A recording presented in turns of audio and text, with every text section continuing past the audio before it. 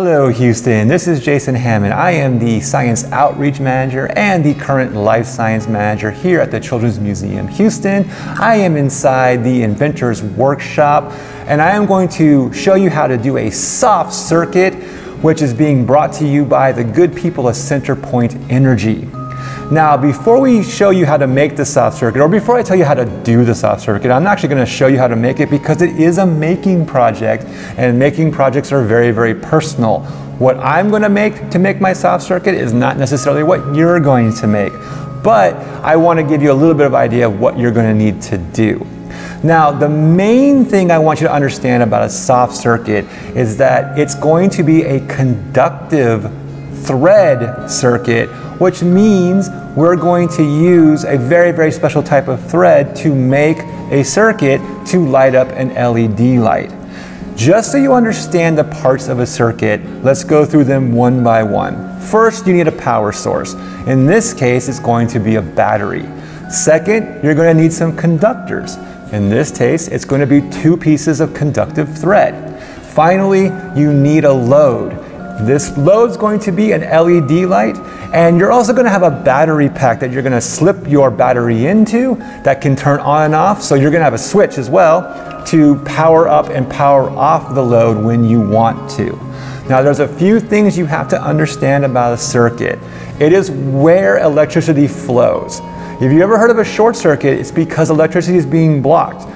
The most common short circuit is a wire is cut, and therefore the electricity cannot go all the way around from the positive end to the negative end.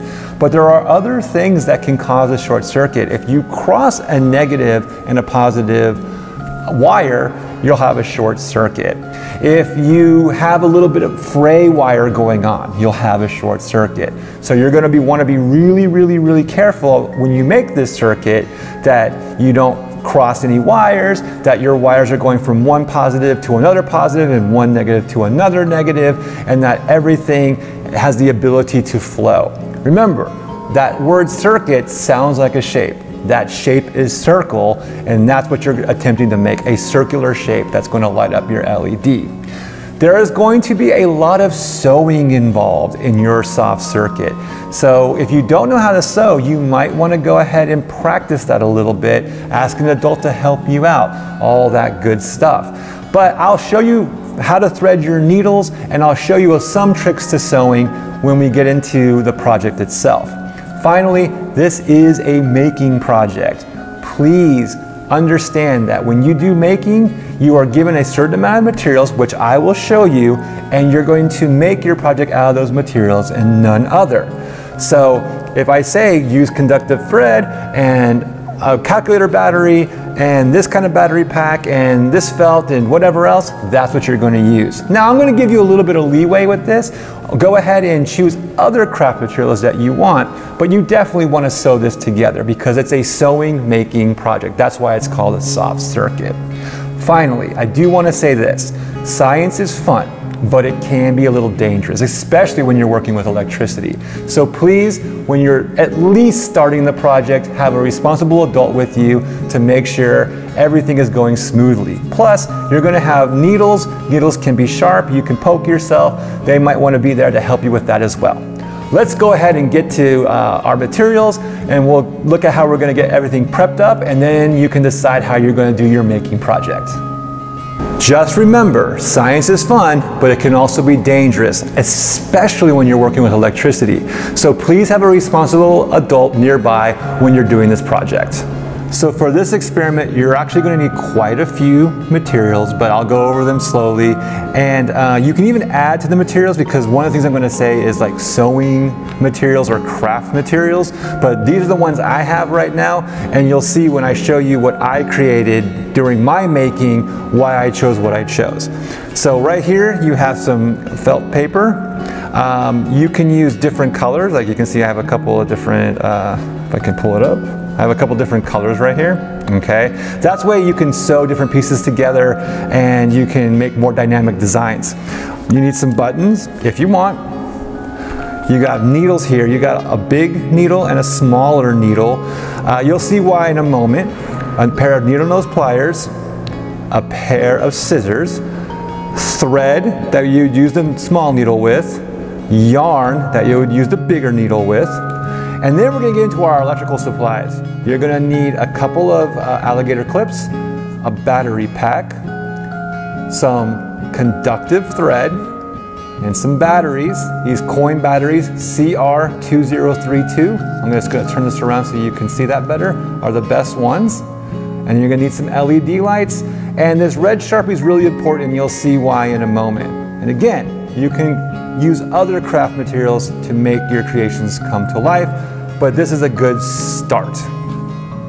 So when working with electricity, you always want to test your electrical components before doing a whole big project and realizing then that maybe that's the reason why it's not turning on the light or it's not getting power to some part.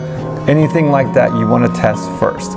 So right here in front of me I have an LED light and I have the battery. And the LED lights don't necessarily have a plus or a negative sign to tell you which side is negative or positive, but there's a little trick that the makers of LEDs have done.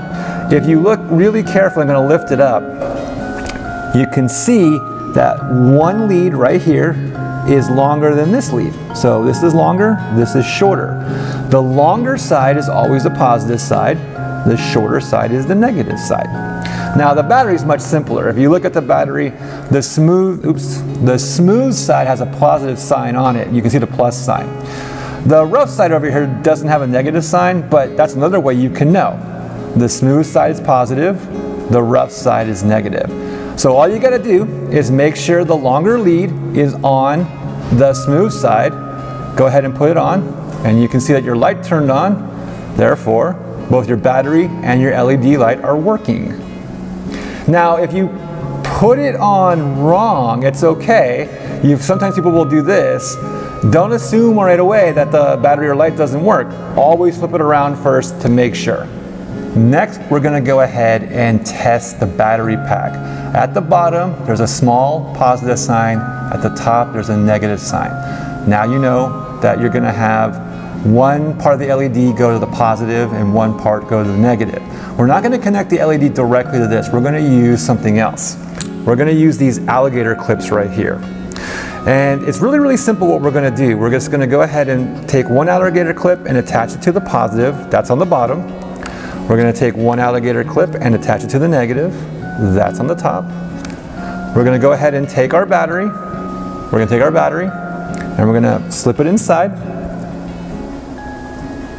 Okay. You'll notice that there's an on and off switch down here. We're going to have it on the off. We're going to go ahead and get our LED. We're going to put the long side to the positive. So we're going to attach the black wire to that one. We're going to attach the red wire there. Everything's set up. We have a circuit right here, as you can see, and we're going to press the on button and it turns on. So now we also know that the battery pack is working as well. Okay, so for your LED, you have to do a little bit of prep too, so that you remember which side is the positive and which side is the negative. The reason why is you're going to turn these into loops so that you can sew through the loops, and I'll show you what I mean about that in a moment. But before you make the loops, you want to give yourself an indication of which side is positive and which side is negative. Now remember, the longer side is the positive side, the shorter side is the negative side. Longer, shorter, positive, negative. You can go ahead and get yourself a red Sharpie, and what you're going to do is you're going to color one of them. I'm just going to go ahead and color the positive one. And you want to color it in all lanes so that you can see that it's turned very, very bright red. And that's why you want to separate them so you don't get any of that red onto the negative side. Okay, so now once you have one side red, you're going to go ahead and take your needle nose pliers, which you can see right here. I'm going to go ahead and grab one end, the bottom end of the positive side, grab the bulb, and I'm going to twist it over. I'm going to remove it, and I'm just going to move it out of the way so you have that loop. You're going to turn it around, grab it again, twist it over, turn it around, and you have two loops. Your red loop is your positive, your silver loop is your negative. And that's how you're going to be able to sew through the loops to go ahead and secure it to your cloth or your felt or whatever you use.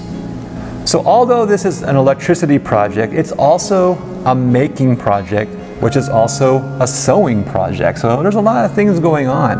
And when you do a making project, you really just want to use the materials that are given to you instead of going to find things that will make it easier for you to put things together. So if you have your felt here, you're pretty much going to want to sew pieces of felt together to make a design. Now, it's really simple to felt. I mean, you can cut whatever you want out. You can, you know, cut a, just, hold it down? You can cut a, just whatever, like, I'm going to cut a circle out. Yay, look at me, I'm cutting. And then you can use the pink one to cut something else out. Maybe that looks kind of like an ear to me. Maybe you can cut another ear out, and then you can get another piece of felt and you can cut a head out and you can attach the ears to it. So it kind of looks like Mickey Mouse or something like that. Whatever you want to do. This is your project. But once you've done that, you're not going to glue these things together. You're going to go ahead and sew them together. So depending on what you're sewing, you're going to want to go ahead and use a proper needle. So I would say using the big pieces of felt, you can sew with the yarn, right, so right here, and you can use the bigger needle. And what I'm going to do, you can use the bigger needle. And what I'm going to do is I'm going to go ahead and show you how to thread the needle. So I'm just going to set this down right here for now. I'm going to go ahead and start to pull out my yarn. And you can see I got some yarn pulled out. I'm going to need my scissors to go ahead and cut the yarn. These aren't the greatest scissors, so I might have to kind of, there we go. Then I'm just going to go ahead and, how to do it? Can we cut it? Okay. Then I'm going to go ahead and push it through what's called the eye of the needle. All right, the little hole right there. I'm going to go ahead and push it through. And then you just bring it together like this. And then at the end, you have your two ends together, and you're going to tie those off. Now, I'm going to show you how to tie them off using a different material. I'm going to show you how to tie it off using a different material. I'm going to use the thread. Because when you're doing this project, you might want to go ahead and use buttons. And you notice the holes of the buttons are pretty small. That big needle might not go through, so you might need to use your little needle to sew buttons on. Buttons are really good for eyes and stuff. Now, I have already threaded a needle right here, a smaller needle, as you can see. With this one, I'm just going to show you how to tie it off. So I'm just going to show you how to tie it off by taking the two ends and going like that. You make a little loop, and you can see it kind of frays a little bit, but as long as you got some nimble fingers, you can go ahead and do that, just to make it so it's really secure. There you go. And see, then you have it tied off like this, and the needle won't slip out, so your needle's secure. All right, now I want to show you one last thread you're going to use, because this is actually the most important thread. I am going to show you now your conductive thread. Your conductive thread looks very much like metal. That's because there is metal inside of it so that it can conduct electricity. At some point, you're going to finish up making your design, and then you're going to use your LED light to go ahead and make a circuit with the conductive thread and the battery pack that I already showed you about. So this conductive thread is the thinnest of all the threads you're going to use. So you're just going to have to be very, very careful when you push it through. You got to look very carefully, because a lot of times it seems like you're getting it through and you're not, but as long as you can get it to one side to the other, you've done okay. All right. You have your conductive thread then through the eye of the needle, and you can see it going down at two different points that you would tie at the end, just like you did the other two types of thread you used. Okay? I also already have one tied off for you, so you can see that it's tied off. just so you can see that it's the same kind of knot. And what I'm going to do is I'm just going to give it like a tie, and then I'm going to go ahead and I'm just going to give it a tie, and then I'm going to go ahead and tie it again. And there we go. Then you have a nice secure knot, and then this thread will not come off of this one. Okay, so the way you're going to want to secure both your LED light and your battery pack, which is on the back here, is you can see I have my needle up on this side. I'm going to go ahead and push it through to this side. Okay, you can see it sticking out right there. And I'm going to go ahead and pull it. Now, there's a little hole right here that I'm going to go ahead and push it through like that. And you'll see that when I pull it through at this point, it's going to grab it so that it stays secure. And then you're going to do it again. You just come over. You don't have to turn around anymore. You can just go on another part, bring it through, go into the hole just like that, bring it through, and then it's secure. And then on this side, you're just going to go ahead and tie it off by pushing it through, going through the loops, and then you have a tie. Okay, here's the moment of truth now. I have sewn both my negative and my positive conductive threads through the appropriate holes over here in the battery pack and through the loops that I made in the LED. I'm going to take my battery, I'm going to go ahead and slide it on in. Now I'm going to turn it around so that you can see, and I'm going to turn it on, and hopefully the light comes on. And there you have made a circuit that you can turn on and off, and that is completely attached to the piece of art that you've made. And that's why it's called a soft circuit. So this is a making project, so it's very, very personal to what you want to do. I created one just beforehand to give you an idea of what something could look like. And really, it takes a while to do these things. It takes me a good hour to make one of these, so you don't really want to sit there and watch me for an hour do all this stuff. But I can give you an idea of what I did so you can have a plan when you start doing what you're doing. You can notice it's an orange face with gray hair. I attached the gray hair using some thread, which is the yarn this time. So I used my big needle. I just sewed in the gray hair behind the head so that the green in the front looks kind of like eyebrows. Okay, so I just kind of planned that out. You also notice I used buttons for eyes. So I used one circle and one square just to give it sort of this off-centered looking look. I kind of think it makes it look a little weird, and I like that. The LED that I made the loops on, I used as the nose, so that's going to be where my circuit's going to be.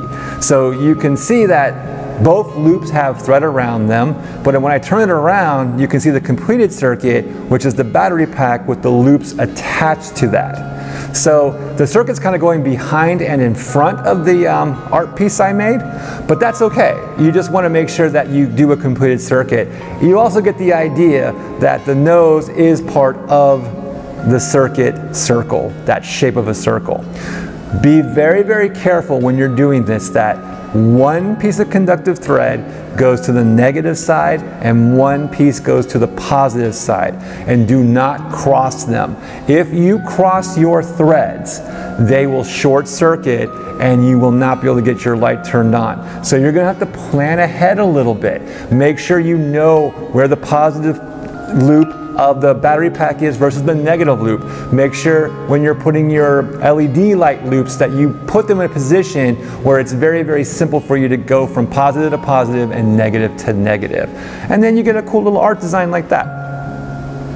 I do want to thank Centerpoint Energy again for allowing me to do this project, but I also want you to know that even though we dealt with electricity here, we dealt with it in a very, very, very safe way. Centerpoint wants to remind you that sometimes electricity can be dangerous, and you want to avoid the dangerous parts of electricity as much as you can. So if you see like a power line on the sidewalk or in the street, don't go anywhere near it. Don't touch it, don't skateboard over it, don't jump your bike over it, anything like that. What you want to do is you want to immediately go and tell your parents. If your parents aren't home, maybe go to a neighbor and say, hey, Mr. Neighbor, there's a power line down over there. Also, if there are other kids in your neighborhood, warn them. Say, hey, there's a power line over there, don't go near it. We don't want anyone to get hurt. Same goes for inside your house. If you see any exposed wiring, you see a light plate off, you see a plug that you can maybe stick your finger into, do not do those things. We do not want you to get hurt at all. CenterPoint loves electricity, CenterPoint loves natural gas, but they also want you to always be safe. So please, if you see anything dangerous concerning electricity, let an adult know and they will handle it. With that, I'm going to say goodbye for now. I am Jason. I am at the Children's Museum of Houston, and I hope to see you soon. Thank you so much for joining me. Bye.